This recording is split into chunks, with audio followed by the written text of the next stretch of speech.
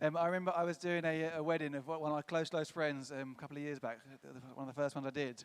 And he'd been my friend for many, many years, so it was really fun to be dressed up as a vicar and doing the wedding thing. But the morning of his wedding, they had he got all his mates to have a massive football match, because why not? And but I remember with this football match, I was thinking, like, my mate, he's quite like a sporty guy. All his friends are quite into this, like playing five-a-side down local goals. And I'm going to look like an absolute banana. I think I'm probably not gonna bother doing this.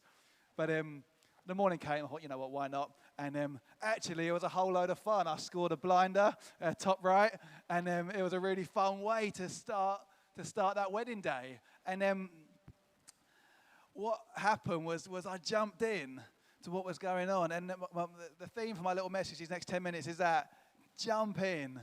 Jump in. Turn to the person next to you or someone near you and mouth the words jump. Actually, that's not going to work, is it? You can't mouth anything. You've got a mask on. With your eyes, look at someone intently and with your eyes say jump in. Jump in. So that's what we're talking about today. We're talking about jumping in. I'm going to read a few verses from the book of Romans, chapter 12, verse 1 to 2. It says this: Therefore, I urge you, brothers and sisters, in view of God's mercy, to offer your bodies as a living sacrifice, holy and pleasing to God. This is your true and proper worship. Do not conform to the pattern of this world, but be transformed by the renewing of your mind. Then you will be able to test and approve what God's will is, his good, pleasing, and perfect will. Yeah, come on. So this was written to people in Rome, hence the name Romans.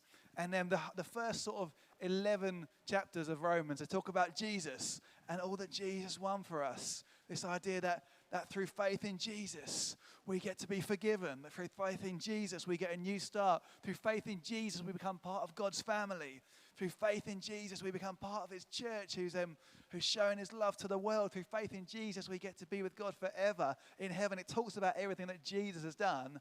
And then this verse starts, as I say, therefore, based on all that Jesus has done, all that Jesus has won, based on all that we get through faith in Jesus, therefore, I urge you, brothers and sisters, in view of God's mercy, to offer your bodies as a living sacrifice. So the starting point is God's goodness. Who's ever been to the opticians? Ever been to the opticians in your entire life? Been to have an eye test? They put on these awesome glasses on you, don't they? They put on these funny glasses, and then they put in various lenses, one at a time. They say, is it clearer with one or with two? One or with two? Is the little boat a sharper picture with A or with B? And by the time it's finished, you're like, your eyes are so tired, you're crying, you're like, I can't even see through your things anyway. I think they're all fine, it's fine, I don't even need glasses anymore. But Paul writes to these guys and says, in view of God's mercy, in view of his goodness, in view of his kindness, therefore live in this way. And I just wonder sometimes how different my life would be if I lived every day in view of God's mercy. If the lens that I was wearing, like the opticians, my primary lens when I started each day, how different might my life be if my primary lens was God's goodness. The fact that Jesus stepped down from heaven to die on a cross for me, even though I don't deserve it. What if that was my lens? How different might my life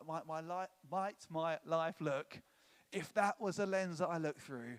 If my view was God's mercy? It wasn't the many things I haven't got. It wasn't my disappointments or my pains, as real as they may be. It wasn't looking at someone else thinking, well, I wish I had that. If actually my view was God's mercy, God's kindness. And I've got the guys at the 9 o'clock service to think about the kindest, most generous thing anyone's ever done for you. And the writer here, he says, yeah, take that. Take what Jesus has done. And then in view of all of that goodness, then jump in.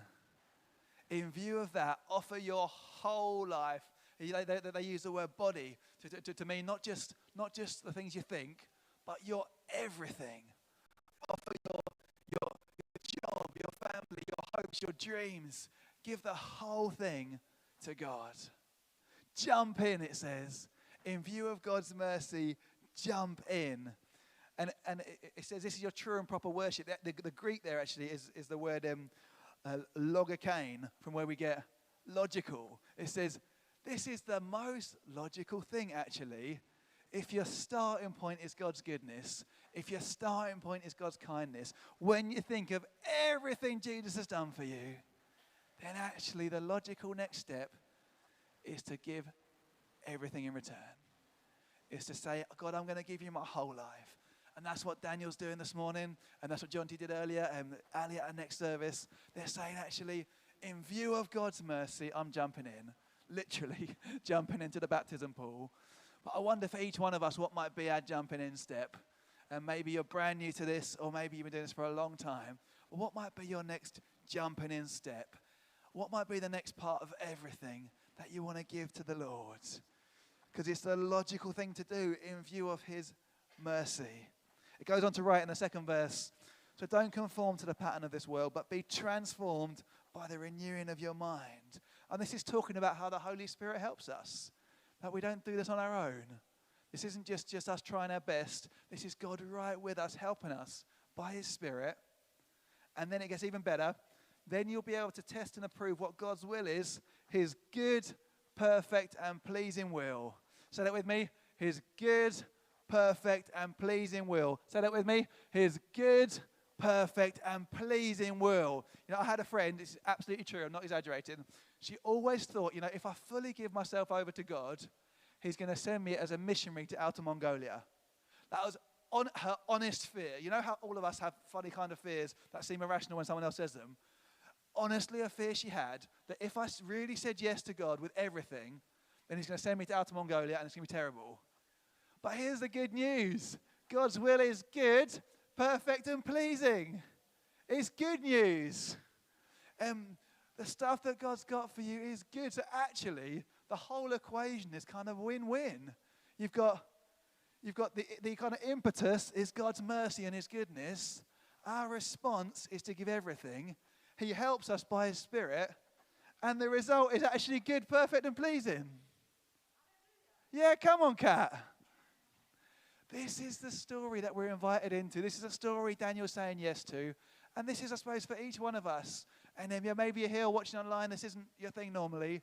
And what might that look like to take that next step in view of God's mercy? And for each one of us, and where have we held things back?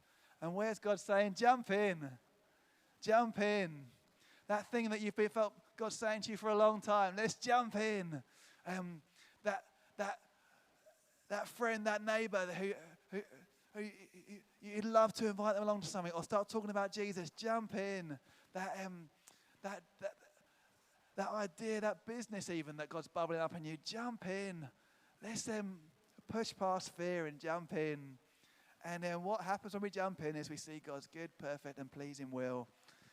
Imagine for each one of us if we didn't live by fear, comparison, and playing it safe.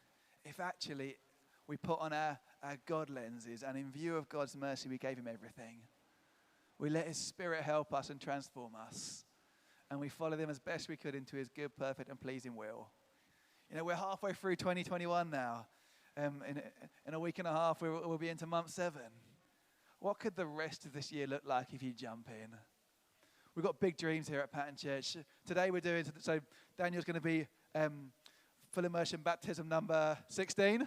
We're dreaming of 1,000 baptisms here at Pattern Church. We're dreaming of an army of young people. Daniel's one of them, running after Jesus. We're dreaming of being a church who make a difference to some of the social issues here in our town. We're dreaming of planting churches that plant churches. We're dreaming of playing our part in seeing Swindon come alive. And guess what I need to do and what you need to do? We need to jump in. We need to jump in. So I wonder, as I've been rambling on for these last 10 minutes, what the Spirit might be saying to you, what jumping in looks like, where the places you haven't been jumping in are.